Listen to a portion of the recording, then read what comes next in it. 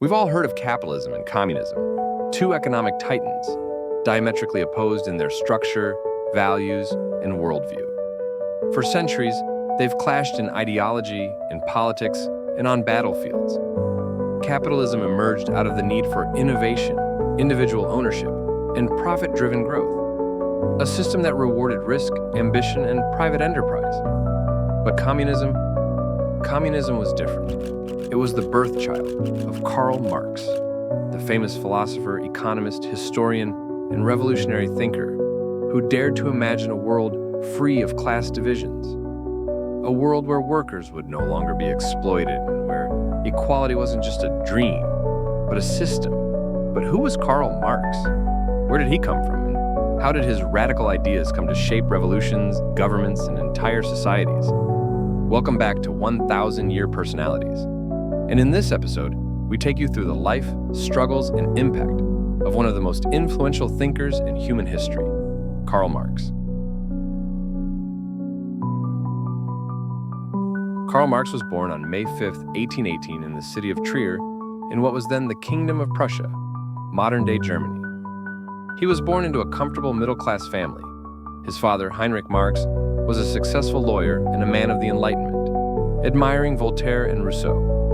Although the family was Jewish, Heinrich converted to Lutheranism, partly out of political necessity in a time when Jews faced legal restrictions.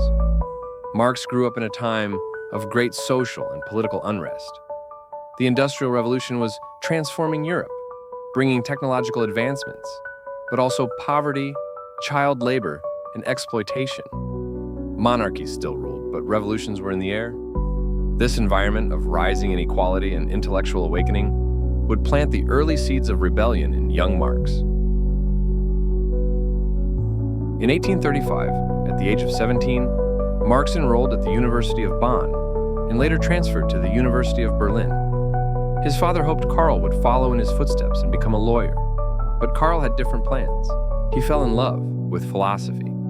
He became deeply influenced by the German philosopher Georg Wilhelm Friedrich Hegel. Hegel's ideas about dialectics, how history progresses through contradictions and resolutions, left a profound impact on Marx.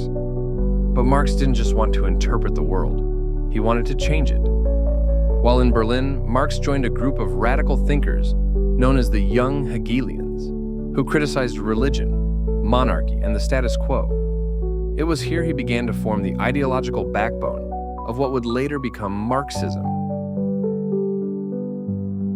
In 1843, Marx married his childhood sweetheart, Jenny von Westphalen, a woman from an aristocratic family who defied her own social class to be with Karl. The couple moved to Paris, a hotbed for radical political thought, where Marx began to connect with other revolutionaries, including a man who would become his lifelong collaborator and friend, Friedrich Engels. Engels, the son of a wealthy industrialist, had seen firsthand the brutal conditions of factory workers in Manchester, England. Despite his privileged background, Engels was deeply sympathetic to the working class, and when he met Marx, it was intellectual chemistry. Together, they would go on to reshape political theory. By 1848, Europe was on the edge of revolution.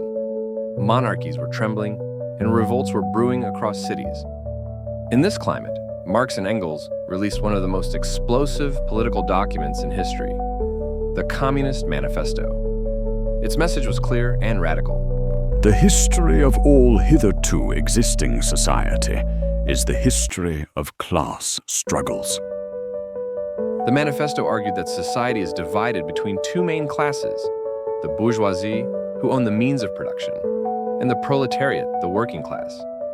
Marx called for the overthrow of capitalist systems and the establishment of a classless society.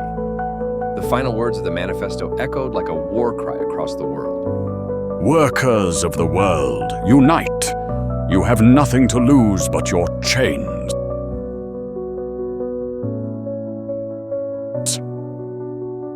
Revolutions erupted in 1848, but most were quickly crushed. Marx was expelled from country after country, finally settling in London, where he would spend the rest of his life. These years were brutal. Marx lived in poverty, often relying on Engels for financial support. 3 of his 7 children died in infancy. The family lived in a cramped, damp apartment in Soho, barely scraping by. But despite the hardships, Marx continued to write. He poured his energy into his magnum opus, Das Kapital.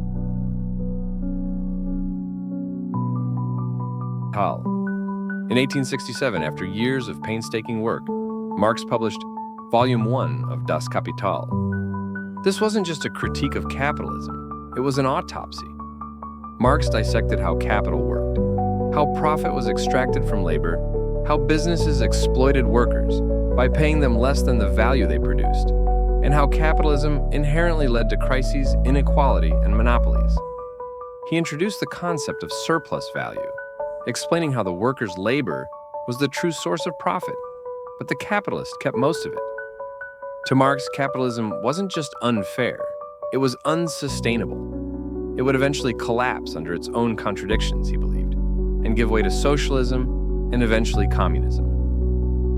Karl Marx died on March 14, 1883, at the age of 64.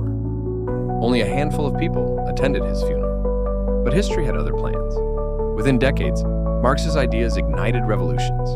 His theories inspired the Russian Revolution of 1917, leading to the formation of the Soviet Union. They influenced movements in China, Cuba, Vietnam, and beyond.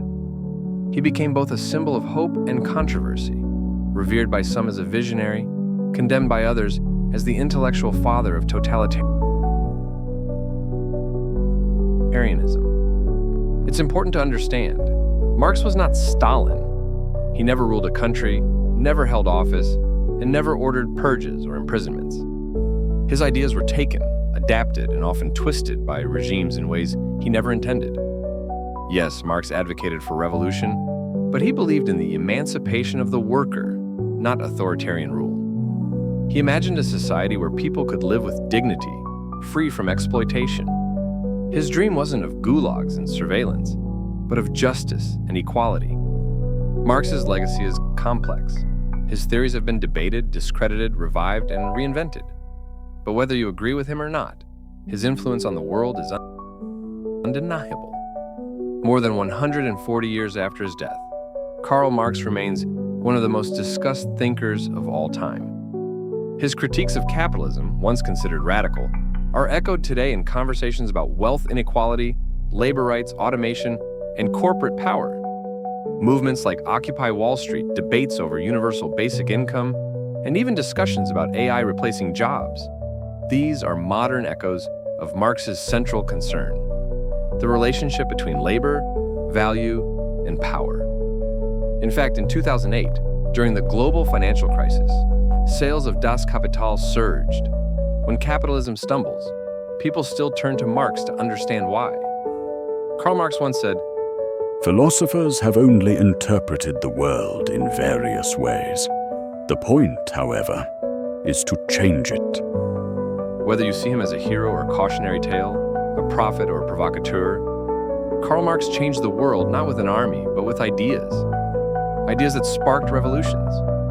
Ideas that shaped nations. Ideas that still haunt and inspire us to this day. Thank you for watching 1,000-Year Personalities. If you enjoyed this episode, make sure to like, comment, and subscribe for more deep dives into the people who